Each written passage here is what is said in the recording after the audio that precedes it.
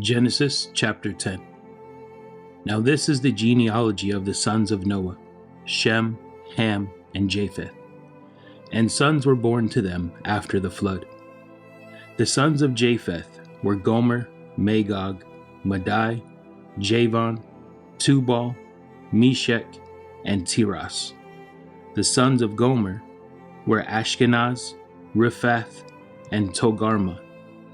The sons of Javan were Elisha, Tarshish, Kittim, and Dodanim.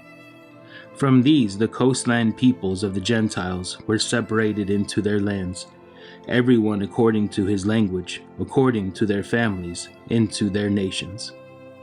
The sons of Ham were Cush, Mizraim, Put, and Canaan.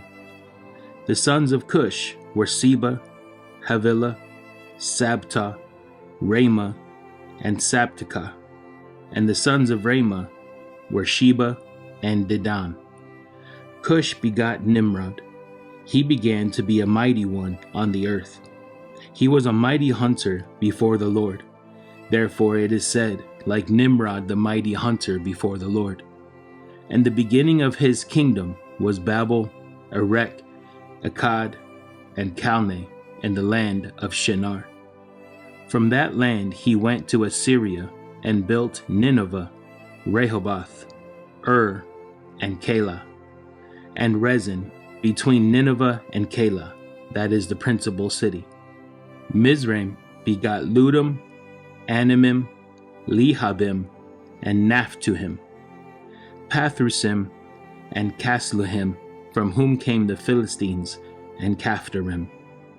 Canaan begot Sidon, his firstborn, and Heth, the Jebusite, the Amorite, and the Girgashite, the Hivite, the Archite, and the Sinite, the Arvadite, the Zemarite, and the Hamathite.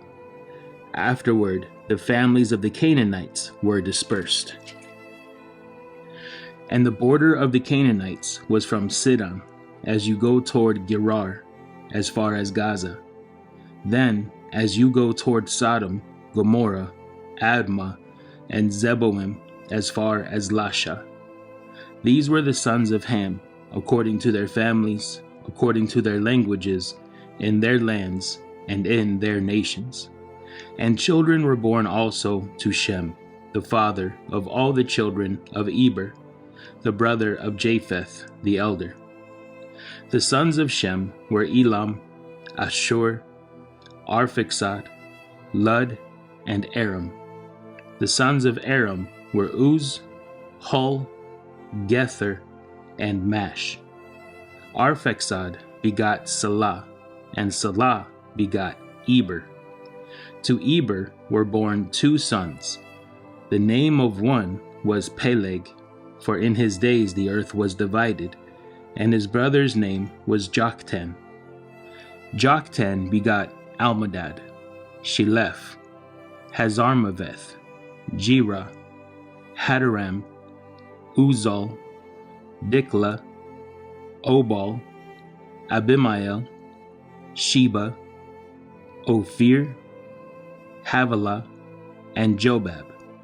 All these were the sons of Joktan, and their dwelling place was from Mesha, as you go toward Sephar, the mountain of the east.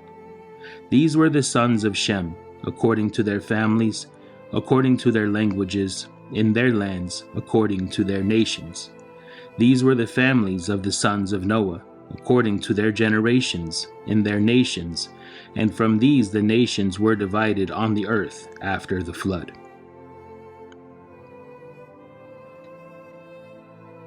Genesis chapter 11.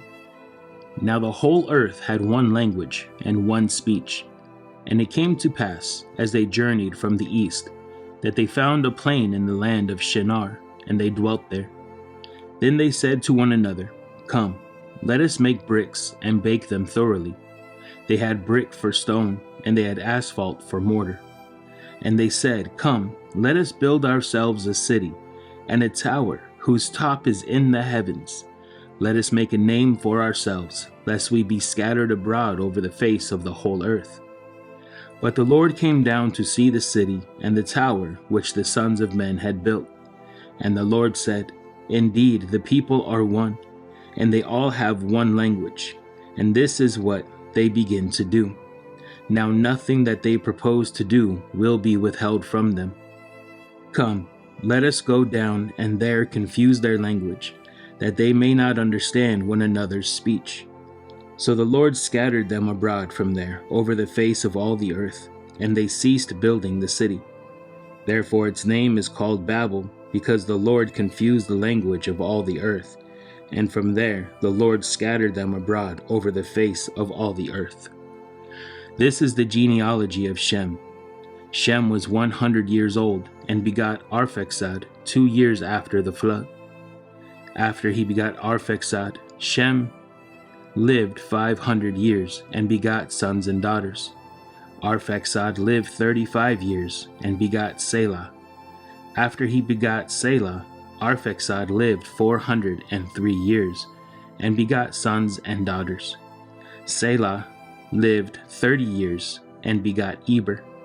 After he begot Eber, Selah lived 403 years, and begot sons and daughters.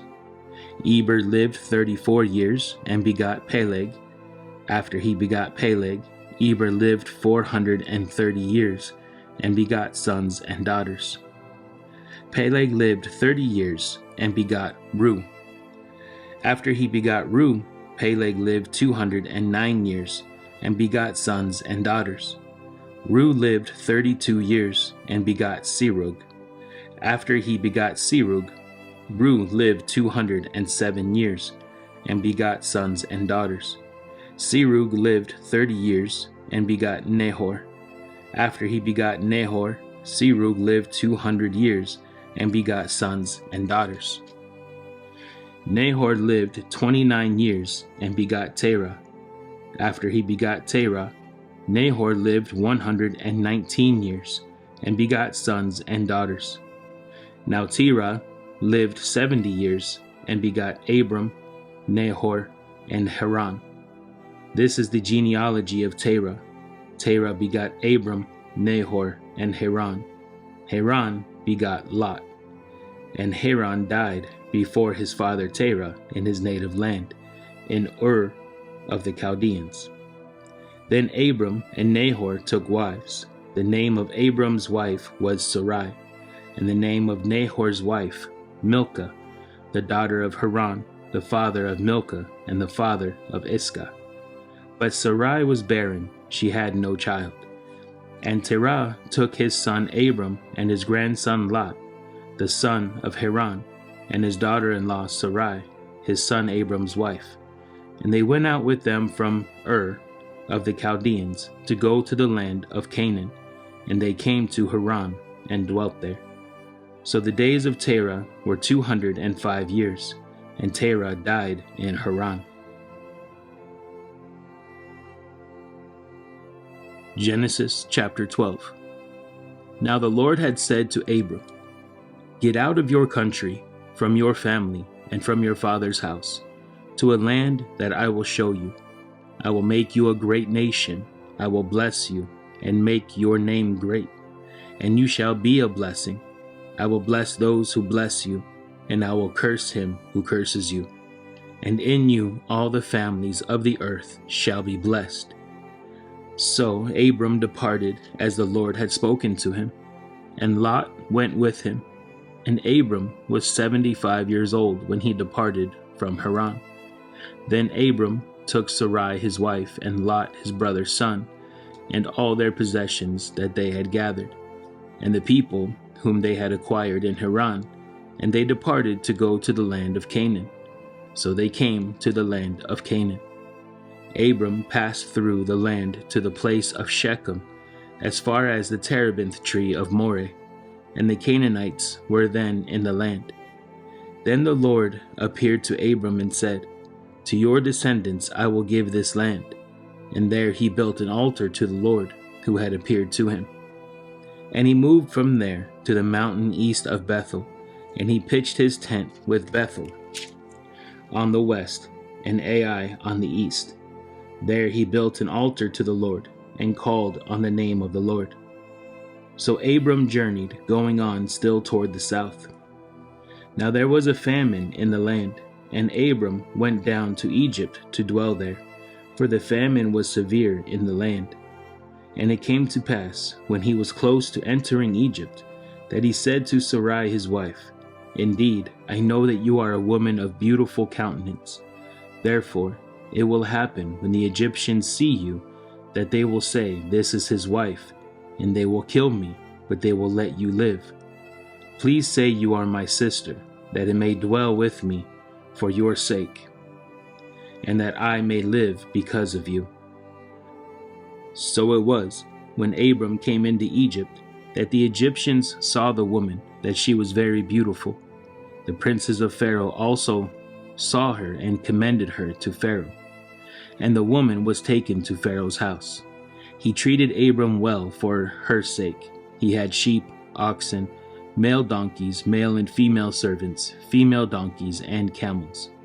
But the Lord plagued Pharaoh and his house with great plagues because of Sarai, Abram's wife. And Pharaoh called Abram and said, What is this you have done to me? Why did you not tell me that she was your wife? Why did you say she is my sister? I might have taken her as my wife. Now therefore, here is your wife. Take her and go your way. So Pharaoh commanded his men concerning him, and they sent him away with his wife and all that he had.